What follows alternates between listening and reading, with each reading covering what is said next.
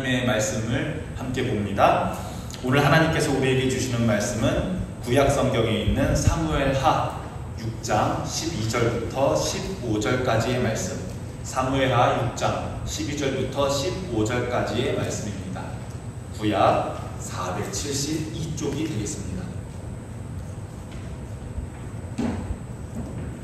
지금부터 하나님의 말씀을 봉독합니다. 여러분들에게 하시는 하나님의 말씀을 경청하시기 바랍니다. 이것은 하나님의 말씀입니다. 어떤 사람이 다윗 왕에게 아뢰어 이르되 여호와께서 하나님의 궤로 말미암아 오벳에돔의 집과 그의 모든 소유에 복을 주셨다 한지라. 다윗이 가서 하나님의 궤를 기쁨으로 메고 오벳에돔의 집에서 다윗 성으로 올라갈새. 여호와의 궤를 맨 사람들이 6걸음을 가매 다윗이 소와 살찐 송아지로 제사를 드리고 다윗이 여호와 앞에서 힘을 다하여 춤을 추는데 그때에 다윗이 배에봇을 입었더라. 다윗과 온 이스라엘 족속이 즐거이 환호하며 나팔을 불고 여호와의 궤를 메어 오니라. 아멘. 여러분 아마 빠른 박자의 노래나 신나는 음악을 들으면서 저절로 발이 움직여진다든지 손뼉을 친다든지 고개를 끄덕끄덕 거렸던 그런 경험이 있으실 겁니다. 반대로 돌아가신 김광석의 노래처럼 애잔한 음악을 들으시면서 가사 한 구절 한 구절에 꾹꾹 눌러 담겨 있는 그런 감정선 때문에 이별을 경험하지 않고 잘 지내고 있는데도 이별한 사람이 되어버린다든지 그런 가사를 들으면서 마음이 애리신 적도 있을 겁니다. 이렇게 음악에는 우리를 움직이게 하는 힘이 있습니다. 우리는 머리로만 생각하는 것이 아니라 가슴으로 느끼기도 하고 감정을 따라 움직여지기도 합니다. 왜냐하면 우리 인간은 지적인 존재일 뿐만 아니라 감정의 존재이기도 하기 때문입니다. 우리의 믿음 생활도 비슷한 것 같습니다. 성경을 읽고 묵상하고 이성적으로 성경의 맥락과 배경을 이해하고 논리적으로 깨닫는 것도 물론 우리들에게 굉장히 필요하고 중요한 일입니다.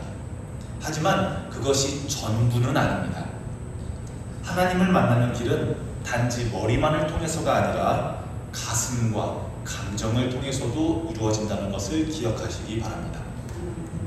하나님을 향한 뜨거운 마음, 하나님을 생각할 때 저절로 솟아나는 감동과 기쁨, 그리고 그 감정을 노랫말이나 음악으로 표현할 때 우리는 그것을 뭐라고 부르냐면 찬양이라고 부릅니다. 그래서 오늘 우리는 열린 찬양 예배로 모였습니다.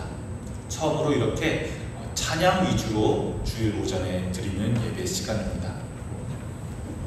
오늘 이 시간 우리가 머리로 듣는 말씀도 중요하지만 가슴으로 하나님을 느끼는 시간이 되기를 축복합니다.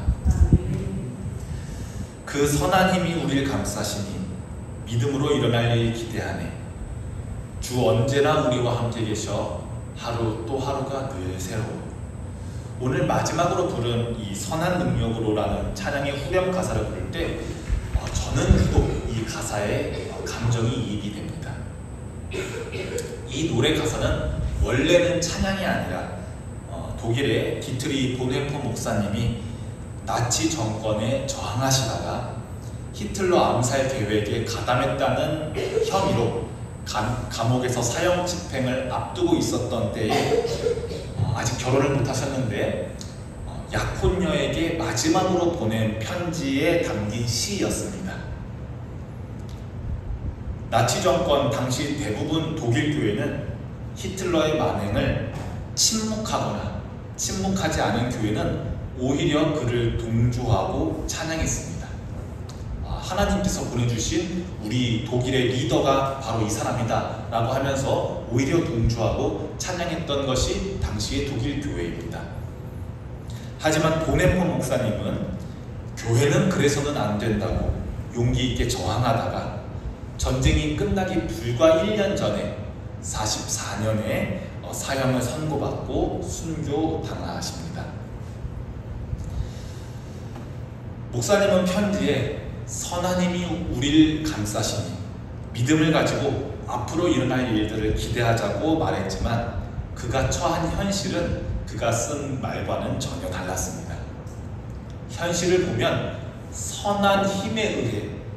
선하신 힘에 의해 세상이 돌아가는 것이 아니었습니다. 나치의 힘에 의해, 히틀러의 힘에 의해 움직이는 세상이 그가 살던 세상이었습니다. 내일은 희망찬 내일이 아니었습니다. 절망으로만 가득 찬 것이 그가 처한 시대의 내일이었습니다. 그럼에도 불구하고 보네퍼는 믿음으로 내일을 기대하며 주님이 언제나 함께 계시니 내일의 희망을 꿈꾼다는 그 가사를 저는 보면서 저는 저의 작은 믿음을 되돌아보게 되고 그 시대의 믿음을 보면 참 숭고하다는 생각이 저는 개인적으로 들고는 했습니다. 이렇게 보네퍼 목사님이 절망의 감정 가운데에서도 하나님께 찬양을 했다면 반대로 오늘 성경에 기쁨의 감정을 가지고 하나님을 찬양한 인물도 존재합니다. 바로 다윗 왕입니다.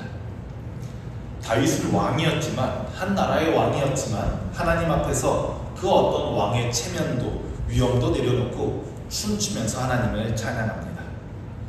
하나님의 궤, 하나님의 언약궤가 다시 예루살렘으로 돌아오는 날 다윗은 너무 기뻐서 왕의 체면도 입고 춤추며 찬양합니다. 여러분, 우리 사사기 그리고 사무엘 볼 때 기억하시죠? 사무엘 선지자 시대에 블레셋에게 이 언약궤를 빼앗겼다가 다시 예루살렘으로 가져오지 못했었거든요.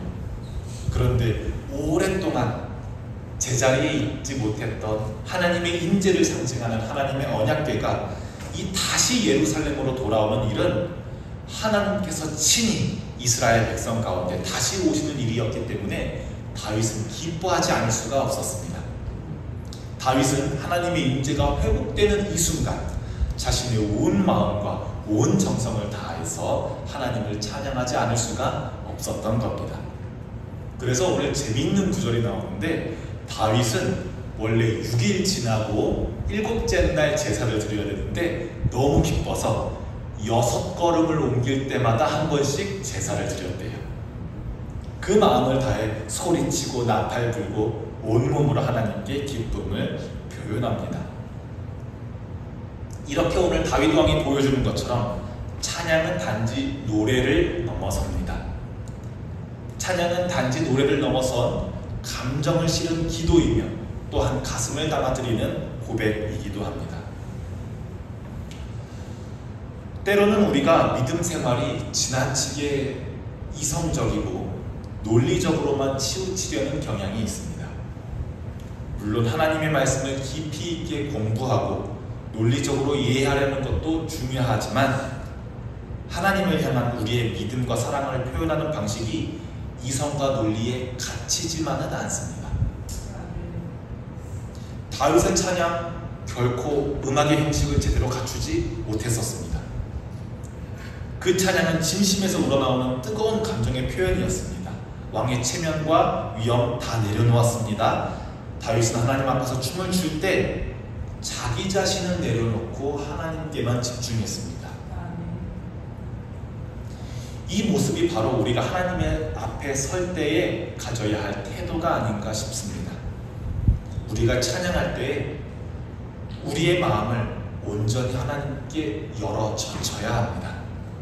하나님 앞에서는 체면을 볼 필요도 남의 눈치를 볼 필요도 없습니다. 음정이 맞냐, 화음이 잘 맞냐 틀리냐, 박자가 맞냐 틀리냐, 빠르냐 느리냐, 이런 것들은 찬양의 굉장히 작은 협소한 부분 중에 하나일 뿐입니다. 왜냐하면 찬양은 노래를 부르는 것을 넘어서 하나님과의 감정적이고 또한 인격적인 만남과도 같기 때문입니다. 그래서 때로 우리는 마음이 메마르고 지칠 때 찬양을 통해 찬양의 가사를 통해 위로를 받고 힘을 얻습니다. 교리를 통해서나 말씀을 공부할 때는 깨닫지 못했던 것들을 오히려 우리가 찬양을 부르면서 찬양의 가사를 통해서 우리가 새롭게 깨닫기도 합니다. 하나님은 찬양을 통해 우리의 마음에 감동을 주시고 그 감동을 통해 우리를 회복시키시는 분입니다.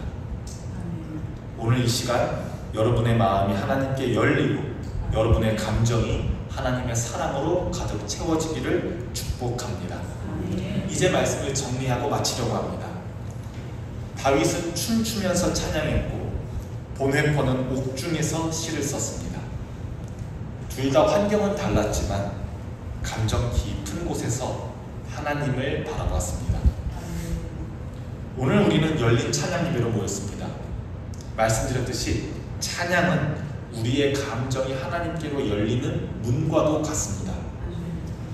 찬양을 통해서 오늘도 하나님께서는 우리 마음속에 다가오십니다.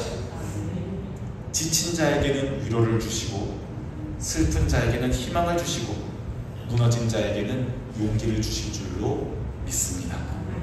오늘 여러분들의 마음과 영혼 가운데 하나님의 놀라우신 은혜가 넘치시기를 축복합니다. 기도하겠습니다.